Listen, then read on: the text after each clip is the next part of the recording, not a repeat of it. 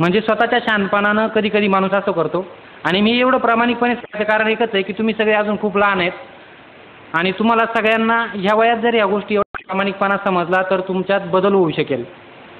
यानंतर काही वेळेस असं असतं की काही माणसं आपल्याला कायमच मदत करत असतात. तसंच माझ्या आजीचं होतं. जनरली म्हातारा माणूस म्हटलं का गावाकडं त्याला कोणी भेटायला आलं का धर ये 10 रुपये राहू दे, धर ये 30 रुपये राहू दे तुला चोळी घ्यायला. तर मी जेव्हा कधी 6 महिन्यातून एकदा जाईल तेव्हा माझी आई काहीतरी 130-40 रुपये जमा केलेले असायचे आजीनं आणि ती म्हणायची भाऊ हे 40 रुपये घे पण अभ्यास कर. आणि ती खूप मोठ्या अभिमानानं लोकांना सांगायची माझा भरत्या कलेक्टरच्या परीक्षेचा अभ्यास करतोय. लोकांना वाटायचं नातू तर कामातून गेलाच गेला पण आता आजी पण गेली वाटतं. कारण काय आता कलेक्टरच्या परीक्षेचा अभ्यास म्हणजे आपल्या तिकडे कलेक्टर बिलेक्टर असं कधी म्हणतात माहिती आहे का? काही आपण घरच्यांचं काम ऐकलं नाही तर घरचे म्हणतात लय शहाणा झाला का कलेक्टर होणार आहे का वय जनावर सोड. म्हणजे असं आपल्या तिकडे जनरली ट्रेंड असतो. मग याच्यामध्ये बऱ्याचदा आपल्याला असं वाटतं की मला इंग्रजी येत नाही, माझी आर्थिक परिस्थिती नाही, या सगळ्यांच्याच पळवाटा असतात. मला आयुष्यात इंग्रजीला कधीच 50च्या वरती मार्क पडले नाही, कधीच नाही म्हणजे कधीच नाही. 35 मार्क होते 10वीला आणि सगळ्यात हायेस्ट मार्क माझे 46 आहेत. त्याच्यावरती मी कधीच गेलेलो नाही इंग्रजीला. तर UPSCचा इंटरव्ह्यू काहीतरी इंग्लिशमध्ये असतो वगैरे असं म्हणतात आणि तो इंग्लिशमध्येच असतो. मागच्या वर्षी मी इंटरव्ह्यू दिला होता UPSCचा. इंटरव्ह्यूला गेलो आणि शशी त्रिपाठी नावाची एक बाई समोर बसली होती. ती भारताची कॅनडातली ॲम्बॅसेडर होती. तिचं वय 65 वर्षाच्या पुढं होतं. गेलो आणि तिला पाहिलं खूप खुश झालो. म्हटलं इथं आपल्या आजीसारखीच दिसती ना, आपल्या आजीला आपण किती वेळेस फसवलं आहे म्हटलं. हिला फसवणं काहीच अवघड नाही.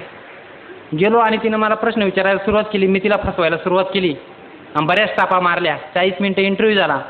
15 दिवसानं रिझल्ट आला आणि नंतर समजलं का तिनं आपल्याला फसवलं आहे. म्हणजे जनरली आपल्या डोक्यात जे एक असतं ना म्हातारे माणसं वेडे असतात त्यांना काय कळतं आहे, माझ्या स्वतःच्या डोक्यात तसंच होतं आणि मी त्याच पद्धतीनं फसवलं होतं मागच्या वर्षी. यावर्षी परत इंटरव्ह्यूला क्वालिफाय झालो.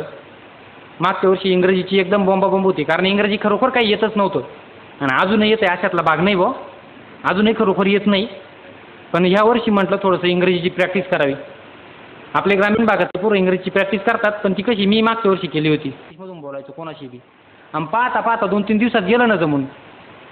म्हणजे अजिबात येत नव्हतं. जेवढं पाहिजे तेवढं जमायला लागलं. म्हणजे ते सायकल चालवल्यासारखं एकदा दोनदा पडलो लगेच नंतर 2-3 किलोमीटर निघून गेलो. म्हटलं आपल्याला हे जमून जाईल प्रकार. 6 एप्रिलला माझा इंटरव्ह्यू होता. 5 एप्रिलला काय मला रात्रभर झोपच आली नाही कारण एवढा मोठा कलेक्टरचा इंटरव्ह्यू म्हणजे झोप येणं शक्यच नव्हतं. मागच्या वर्षी काय टाय वगैरे लावला नव्हता. मागच्या वर्षी म्हणण्यापेक्षा जीवनात याच्या आधी कधीच टाय लावला नव्हता. काहीच लोकांनी मला सल्ला दिला होता यावर्षी की एवढा मोठा इंटरव्ह्यू द्यायला चाललाय टाय लावून जा. म्हणून मी 180 रुपयाचा एक टाय विकत घेऊन गेलो होतो. 5:30ला उठलो 6 एप्रिलला आणि टाय लावायला सुरुवात केली. 2-3 वेळेस असा आडवा तिडवा प्रकार केला. कॉन्फिडन्स जरा जास्त होता मला, ओव्हर कॉन्फिडन्स असतो कधी कधी. तर ते इकडनं घाल तिकडनं घाल पण ते काही जमलंच नाही कारण ते खालची दोरीसारखं असतं ते सारखं शेपटासारखं लोंबायचं. आणि कोणाला जर फोन करून विचारावा की टाय कसा लावतात तर तो सांगेल डावीकडची गाठ उजवीकडे घे आणि मधून सोड. एवढे आपण शहाणे नाही. त्यापेक्षा म्हटलं जाऊ द्या हे लोंबते कापून टाकू. समोरचा माणूस थोडंच उठून म्हणणार आहे का आतल्या साईडनं कसं आहे ते दाखव.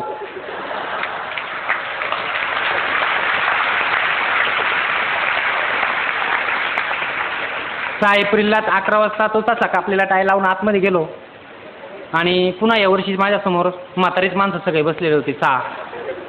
पण यावर्षी एक ठरवलं होतं यांना जर वेड्यात काढलं ते आपल्याला आयुष्यभरासाठी वेड्यात काढतील म्हटलं. आणि त्यातल्या त्याच्या यावर्षी थोडंसं इंग्रजी बऱ्यापैकी बोलता येत होतं. हे म्हातारे माणसं म्हणजे कधीतरी 1965-70 मध्ये कलेक्टर झालेले की ज्यांनी 40-40 वर्ष देशाचा कारभार चालवला आहे. असे 6 माणसं म्हणजे 240 वर्षाचा अनुभव आणि माझं वय 30 वर्ष. म्हटलं आता यांना काय वेड्यात काढणार आहे. त्यामुळं आज गेलो आणि एकदम गरिबासारखा बसलो यावर्षी. मागच्या वर्षी जरा कॉन्फिडन्स जास्त होता, यावर्षी एकदम असा बसलो. त्यांनी पहिलाच प्रश्न विचारला, भारत सरकार अलीकडील काळात बरेच रस्ते बांधते, पैसे कुठून येतात. उत्तर मला एकदम परफेक्ट माहीत होतं की डिझेल आणि पेट्रोलवर टॅक्स लावतात आणि याच्यातनं येतात. पण म्हटलं जर हे चुकलं तर यांना फसवल्यासारखं होईल. म्हटलं sorry sir I don't know. पण त्या चेअरमनच सांगितलं की हे असं असं असतंय. मनातल्या मनात म्हटलं हे येत होतं पण कशाला उगाच म्हटलं जर चुकलं तर. नंतर त्यांनी मला नाशिकची काही माहिती विचारली, मुंबई वगैरेचं विचारलं, global warming, green house effect असे काही प्रकार विचारले. शेरशाह सुरीनं काही इतिहास काळात रस्ते बांधले होते ते का बांधले वगैरे ते विचारलं. माझा इतिहास चांगला होता त्यामुळे मला या सगळ्या गोष्टी येऊन गेल्या. नंतर महिलांचं पंचायत राजमधलं रिझर्वेशन असं काही विचारलं.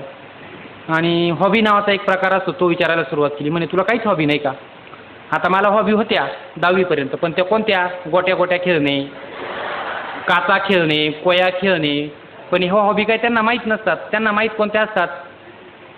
कुकिंग, गार्डनिंग, म्युझिक, म्हणजे म्युझिक ऐकणं.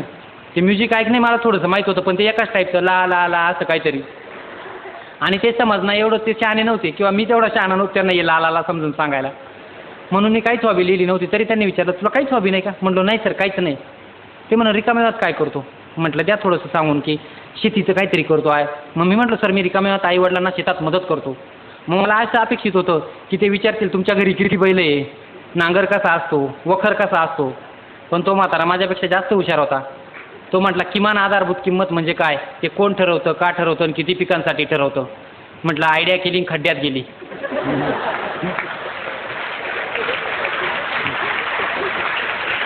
पण सुदैवानं या गोष्टी थोड्याशा मी वाचल्या होत्या. जेवढं येत होतं तेवढं प्रामाणिकपणे सांगितलं आणि बाकीचं त्या माणसानं मला सांगितलं की असं नाही असं असं आहे. मग शेवटचा प्रश्न त्यांनी मला विचारला, जर कदाचित तू झाला किंवा तुला आम्ही जर संधी दिली तर तू काय करशील?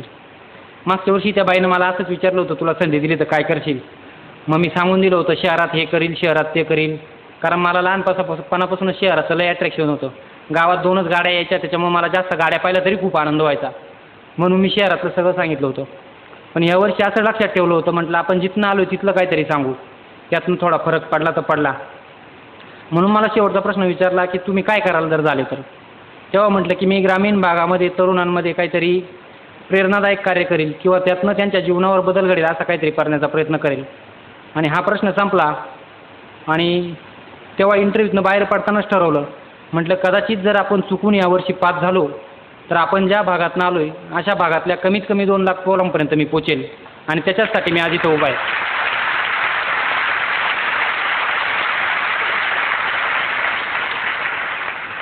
आणि 30 मेला माझं लग्न होऊनही मी 3-4 दिवसापासून रोज बाहेरच फिरतोय. आता घरच्यांची परिस्थिती अशी आहे, इतक्या दिवस घरच्यांना वाटायचं असा वेळा झाला आहे आणि आता म्हणते कामाला लागून पण वेळा झाला आहे. राहिला प्रश्न समाजाचा किंवा मधल्या काळामध्ये तुमच्यातला कोणताही माणूस कोणत्याही क्षेत्रामध्ये अभ्यासाला सुरुवात करेल किंवा एकदम वेडं होऊन झोकून देईल तेव्हा त्याला बऱ्याच अडचणी येतील. मला स्वतःलाही खूप साऱ्या अडचणी आल्या. एवढ्या अडचणी आल्या की मी गावात दिवसा कधी जायचो नाही, कोणाला तोंड दाखवायचो नाही, काहीच करायचो नाही. आणि मधल्या काळात मी सारखं ट्रायल अँड एरर बेसिस शेतातले सगळे कामं जमताय का नाही हे पाहायचो. यावर्षी UPSCचा इंटरव्ह्यू दिला आणि घरी गेलो आणि उन्हाळ्यात नांगरणीचे कामं असतात जनरली सगळ्या शेतकऱ्यांकडे त्या लोखंडी नांगरानं, ते सगळं करून घेतलं. म्हटलं जमतं हे प्रकार, म्हटलं काहीच नाही झालं तर हे तरी करता येईल. आणि तेव्हा यावर्षी कॉन्स्टेबलची मोठी भरती चालू होती. उन्हाळ्यात वाट्यावर झोपलो होतो. 2-3 जण गावातले शहाणे सुरते पोरं आले जे 12वी-13वी पास झाले, त्यांनी पुन्हा सल्ला देऊन पाहिला. अजूनसुद्धा यावर्षी चांगली भरती म्हणे मोठी, उभा राहून पाय. आता म्हटलं यांना काय सांगावं, मी पोलीस कमिशनरचा इंटरव्ह्यू देऊन आलो आहे. पण जर ते तसं त्यांना सांगायला गेलं असतं तर म्हटले ते गेलाच कामातून. म्हणजे एवढी वाईट परिस्थिती उद्भवू शकते. आणि यातनं बऱ्याचदा आपल्याला स्वतःला सुद्धा कधी कधी वाटतं की मी खरोखर वेळा झालो का काय, असं मला स्वतःलाही वाटायचं. पण एकदा पास झाल्यानंतर समाजाच्या रिॲक्शन सांगतो. 6 मेला माझा रिझल्ट लागला आणि आत्तापर्यंत गेल्या 10 वर्षात ज्यांनी मला कधी फोनही केला नव्हता किंवा काहीच केलं नव्हतं, त्यांनी लगेच 5 मिनिटातच फोन, बरं आहे का तू, कधी येतोय घरी, आम्हाला तुझा सत्कार करायचा आहे. म्हटलं यांनी एवढे दिवस आपल्याला त्रास दिला, आपण 4-5 दिवस तरी त्रास देऊ. म्हणून मी 10 मेपर्यंत गावालाच गेलो नाही. 10 मेला गावाला गेलो आणि त्या दिवशी तिथं संध्याकाळी सत्कार ठेवला होता. गावातला एक ज्येष्ठ माझ्या वडिलांच्या वर्गातला उठला क्लासमेट त्यांचा आणि त्यानं बोलायला सुरुवात केली, भरत हा गावातला एक गुणवंत विद्यार्थी. तो पहिल्यापासूनच खूप हुशार होता. त्याची जिद्द आणि मेहनत पाहून तो गावातच नाही तर तालुक्याचं नाव रोशन करेल असं मला वाटत होतं. आणि हा माणूस कोणता होता माहिती का, जो सांगत होता की हा केस फेल गेली. पण मला पुन्हा तो समाज सुधारण्याचा तसा काहीतरी झटका आला. मी बोलायला उठलो आणि म्हटलं इतक्यात जे सांगत होते ते सगळं खोटं होतं. म्हटलं अशातला काहीच भाग नाही. म्हटलं कदाचित जर मी फेल झालो असतो तर यानं मला याच्या घरी जनावर वळायला सुद्धा ठेवलं नसतं. म्हटलं कदाचित त्याला थोडं वेळ वाईट वाटलं असेल, पण पुढच्या वेळेस तो दुसऱ्यांची तरी चांगलं वागेल एखादा अभ्यास करणारा विद्यार्थी असेल तर. म्हणजे समाजात माणसाला काहीच किंमत नाही आहे. तर आपण जे करतो किंवा जर काहीतरी अचिव्हमेंट झाली तर त्यालाच किंमत आहे. आता हे झालं, माणूस कलेक्टर होतो, पोलीस कमिशनर होतो, कोणी MBA होतो, कोणी तलाठी होतं. पण हे झाल्यानंतर आपण खरोखर एक चांगला माणूस होतो का? मला काय वाटत नाही. कारण भारतामध्ये 4-5 हजार जवळपास कलेक्टर असतील, 4-5 हजार IPS पण असतील. त्यांच्या वाचून आपलं कोणाचं जीवन अडतं का? माझं तर कधीच अडलं नव्हतं. मी याच्या आधी कधी कलेक्टर कसा असतो ते पण पाहिला नव्हता. मी स्वतः सिलेक्ट झाल्यावर नाशिकच्या कलेक्टरनं जेव्हा सत्कार केला तेव्हा मला समजलं की कलेक्टर हा पण आपल्यासारखा एक असतो. पण माणूस कलेक्टर झाला म्हणजे खरोखर एक चांगला माणूस झाला का? तर माणूस काही होऊ शकतो, पण एक चांगला माणूस होऊ शकत नाही. तर ते चांगला माणूस व्हायचा आधी प्रयत्न करायला पाहिजे. राहिला प्रश्न, आता 10वीला आहे तुम्ही, मी प्रत्येकाला सांगणार नाही की UPSC करा, पण ज्या क्षेत्रात तुम्ही काही कराल त्यात एवढं परफेक्ट करा की आपल्यासारखं कोणीच नसेल. म्हणजे त्यात एवढं परफेक्शन पाहिजे की मी जे करेल ते परफेक्टच असेल. आणि टार्गेट ठेवतानाच एवढं मोठं ठेवा ना की वाघाच्या शिकारीचं टार्गेट ठेवा, तेव्हा कुठंतरी आपल्याला लांडगा वगैरे सापडेल. जर आपण सशाचंच टार्गेट ठेवलं तर आपल्याला उंदीर बिंदीर घेऊन रिटर्न यायला लागेल. आणि समोर चांगलं वागताना पण एवढ्या मोठा माणसाचा आदर्श ठेवा की तेवढं चांगलं आपल्याला कधीच वागता येणार नाही मरेपर्यंत. मी स्वतः भारताचे माजी राष्ट्रपती APJ अब्दुल कलाम यांचा आदर्श ठेवला होता. मला माहीत होतं आपण काही झालो तरी तेवढं मोठं आणि तेवढं चांगलं आपल्याला कधीच वागता येणार नाही. कधीच नाही म्हणजे कधीच नाही. बऱ्याचदा आता 10वी 11वी पोरं झाले का कुठंतरी कोपऱ्यावर उभे असतात टपरीवर, पावरे एक हिरा दे, आणि एकदम राजेशाही ताटात तोंडात टाकतात, कुठेतरी पिचकाऱ्या मारतात, एवढे केस बिस वाढलेले असतात. यातनं खूप सारा एन्जॉय मिळतो व कदाचित त्यांना मिळत असावा. मी स्वतः तर काय कधी तसा ट्राय केलेला नाही. पण माणसाच्या जीवनाचे 2 भाग असतात, 25 ते 20 वर्षापर्यंतचं आयुष्य आणि त्यापुढचं आयुष्य. या पहिल्या टप्प्यात जे माणसं चांगले वागतात किंवा जे माणसं परिश्रम करतात ते पुढील काळामध्ये एक चांगला माणूस म्हणून विकसित होतात. आणि या पहिल्या टप्प्यामध्ये जे कुठेतरी टपरीवर उभं राहून हिरा खातात आणि पिचकाऱ्या मारतात ते माणसं मग 37-38 वर्षी एक टपरीसमोर उभे असतात आणि सांग ना मला कटिंग सांग ना जरा, असं कोणाला तरी म्हणत असतात. त्यामुळे तुम्ही सर्व तरुण आहे, तर तुम्हाला यातलं काय व्हायचं आहे, कुठेतरी टपरीवर उभं राहायचं आहे की जीवनात एक यशस्वी माणूस व्हायचं आहे, हे तुम्ही आत्ता स्वतः ठरवून घ्या. आणि कदाचित काही लोकांना वाटेल की बाबा मी एकदा सुरुवात करील, ठीक आहे भाऊ तुझं लय वाईट परिस्थिती होता, तू होऊन गेला, माझ्यावर हे प्रॉब्लेम आहे, मला वडील नाही आहे, 2 बहिणींच्या लग्नाची जबाबदारी आहे, असं आहे. तर मी सरळ सांगेल या सगळ्या पळवाटा असतात. म्हणजे नाचता येईना अंगण वाकडे हा जो प्रकार आहे तो प्रकार आहे हा. म्हणजे आर्थिक दुर्बलता आणि या सगळ्या गोष्टींचा काहीच संबंध नाही. फक्त आपली स्वतःची जर तीव्र इच्छाशक्ती असेल तर कोणतीही गोष्ट शक्य आहे. आता तीव्र इच्छाशक्ती म्हणजे मी बऱ्याच ठिकाणी एक उदाहरण सांगतो, कारण बरेच मोठे मोठे वक्ते 7वी 8वीच्या पोरांचा छळ करतात. त्यांना कायम सांगत असतात जबरदस्त कष्ट, प्रचंड मेहनत, तीव्र इच्छाशक्ती, यातनं यश मिळवा. मग पोरांना प्रश्न मिळतो हे शब्द बोलून तर गेला पण हे मिळतं कुठं? मार्केटमध्ये मिळतं काय सगळ्या तीव्र इच्छाशक्ती वगैरे? तर हे कुठंच मिळत नाही. आपल्या दैनंदिन जीवनातल्याच या गोष्टी असतात. मलाही स्वतःला पहिल्यांदाच वाटायचं की तीव्र इच्छाशक्ती, प्रचंड मेहनत कुठं असेल हे. पण मी 10वीपर्यंत जनरली कायम जनावरांमागं जायचो. तेव्हा बोरीच्या आणि बाबीच्या झाडावर चढण्याचा मला मोठा शौक होता आणि त्याच्यावर बरेच मुंगळे असतात. त्यातला तो मुंगळा जर एकदा चावला तर तो एवढा डेंजर चावतो ना की तो जर ओढायचा प्रयत्न केला त्याचा मागचा पाठ तुटून येतो पण पुढचा पाठ तुटत नाही. तो पुढचा पाठ तुटतो कधी माहिती आहे का? जेव्हा आपल्या हाताचं रक्त निघेल किंवा कातडं निघेल तेव्हा तुटतो. त्याला तीव्र इच्छाशक्ती म्हणतात. म्हणजे तुम्ही जीवनात काहीही करायला सुरुवात केली तर एवढ्या तीव्र इच्छाशक्तीनं जर केलं तर मला वाटत नाही की तुम्हाला कोणाला अपयश येईल म्हणून. आपल्या तिकडं दुसरा एक ट्रेंड असतो, कुठेतरी थोडंसं नापास झालं तर लगेच रडत बसायचं, काहीतरी कुठेतरी ब्लेड घेऊन हातावर मार. म्हणजे असे प्रकार होत असतात बऱ्याचदा. आपण वाचत असतो की 15 विद्यार्थ्यांनी आत्महत्या केल्या, 4 विद्यार्थ्यांनी आत्महत्या केल्या. यांना फक्त कारणं लागत असतात. कारण मी स्वतः एवढ्या वेळेस नापास झालो आहे की मला 7-8-10 वेळेस मारायला लागलो असतं तरी देव म्हणला तर अजून 2 बॅकलॉग राहिले बरं का तुझे मारायचे.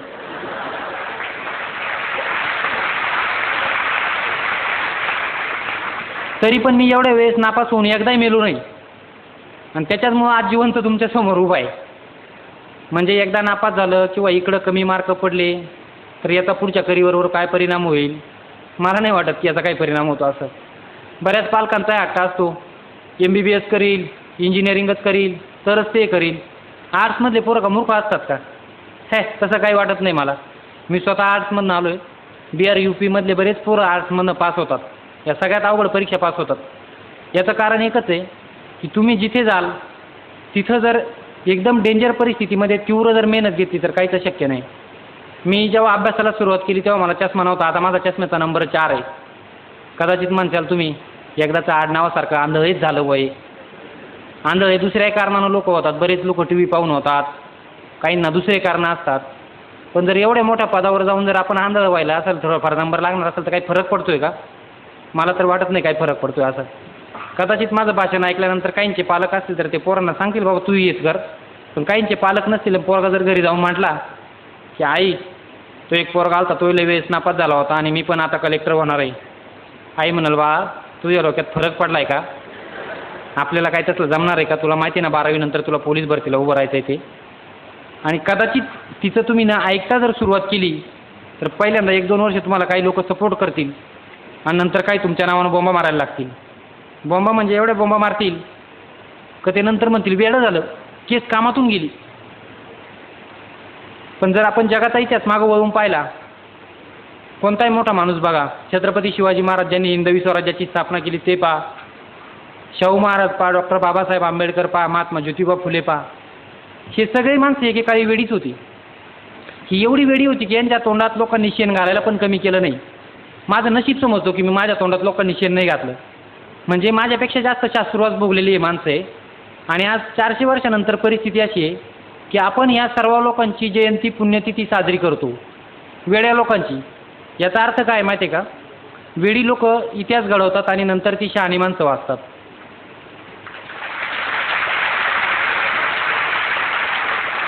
म्हणजे जर असा वेडेपणा करून तुमच्या कोणाच्याही हातून जर इतिहास घडणार असेल तर मी तुम्हाला आत्ताच वेडं होण्यासाठी शुभेच्छा देतो. कारण मी स्वतः येतो वेडाच आहे. आणि वेडं व्हायचं काय जास्त दिवस गरजच नाही आहे. 3-4 वर्ष वेडे व्हा, नंतर लोक तुम्हाला एवढं शहाणं कराल की तुम्हाला स्वतःलाच विश्वास बसायचा नाही की खरोखर आपण एवढे हुशार आहे का बुवा. कारण मला पास झाल्यानंतर कितीतरी दिवस विश्वास बसत नव्हता की आपण खरोखर पास झालो आहे. कारण याचं कारण एकच होतं की आधी एवढ्या वेळेस नापास झालो होतो का ते पास झाल्याचा आनंदच लवकर समजत नव्हता पास झालो असं. बऱ्याचदा पोरगा साला पोलीस कॉन्स्टेबल किंवा फौजदार जरी झाला तरी तो अशी एकदम छाती काढून चालतो, मी कोणाला का घाबरू, मी तर आता स्वतःच PSI आहे, मी हेच करील, मी तेच करील. तर तुम्ही परीक्षा पास झाल्यानंतर तुमच्या पुढे खरं आव्हान असतं असं मला वाटतं. कारण परीक्षा पास होईपर्यंत फक्त ती एक प्रोसिजर आहे. कारण माझ्या एवढा एकदम सामान्य ॲव्हरेज माणूस जर होऊ शकतो तर तुमच्यातले सगळे मुलं होऊ शकतात. म्हणजे ही एक चौकट आहे अशी काहीतरी. यातनं उडी मारून त्या साईडला जा आणि कलेक्टर व्हा. पण यातनं त्या साईडला गेल्यानंतर खरोखर चांगला माणूस झाला का तो? अजिबात नाही. यातनं त्या साईडला गेल्यानंतरच खरं आव्हान आहे पुढे. आणि ते आव्हान म्हणजे कसलं आहे माहिती आहे का? जमिनीवर पाय ठेवण्याचं आव्हान आहे. जनरली पास झाल्यानंतर माणसांच्या जमिनीवर पाय राहतच नाही. पोराचेही राहत नाही आणि पोराच्या आईवडिलांची सुद्धा राहत नाही. माझ्यासुद्धा घरच्यांचे थोडेसे वर उचलायला लागले होते, पण त्यांना म्हटलं ते जमिनीत ठेवा. कारण माझे स्वतःचेच पार गुडघ्यापर्यंत जमिनीत आहे म्हटलं. म्हणजे जर एवढे जमिनीत पाय राहिले आपले तर मग आपण चांगला माणूस झालो असा त्याचा अर्थ आहे.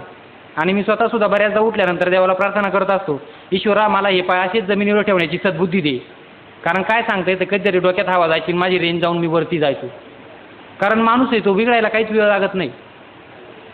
म्हणजे असं पास झाल्यानंतर किंवा पास होणं किंवा मार्क्स पाडणं या गोष्टी एकदम क्षुल्लक आहे. तुम्ही सगळे कोणत्या तरी क्षेत्रात जाल, कुठेही जाल, तिथं त्यातली सर्वोच्च जी गोष्ट असाल ती तुम्ही कराल. आता यात बऱ्याचदा तुम्हाला कोणाला असं वाटेल की या सगळ्या गोष्टी करायला दिल्लीला जायला लागतं का रे? मी स्वतः दिल्लीत फक्त UPSCचा इंटरव्ह्यू द्यायला गेलो आहे, त्याच्याशिवाय कधीच दिल्लीला गेलेलो नाही. पण याचा अर्थ असा नाही आहे की मी स्वतःच माझं मडं काहीतरी उचलून करत बसल. तरी मी स्वतः मला एवढा उशीर लागायचं कारण एकच आहे, मी सर्व गोष्ट ट्रायल अँड एरर बेसिसवर करायचो. प्रत्येक वेळेस या साईडनं नाही गेलो तर त्या साईडनं जाऊन पाय जाता येते का, नाहीतर मधून जाऊन पाय घुसता येते का. त्याच्यामुळे मला एवढे 7-8 वर्ष लागली. आणि तुम्ही खरंच सर्व नशीबवान आहे की तुम्हाला म्हणजे मी आता जळगाव जिल्ह्यामध्ये गेल्या 11 तारखेपासून जवळपास 20-25 कॉलेजेसवर फिरलो आहे. प्रत्येक कॉलेजमधल्या प्राध्यापकापर्यंत दीपस्तंभ आल्यापासून आमच्या तिकडे जरा जागृती झाली बरं का, असा तुमच्या कॉलेजमधले प्राध्यापक सांगतात. म्हणजे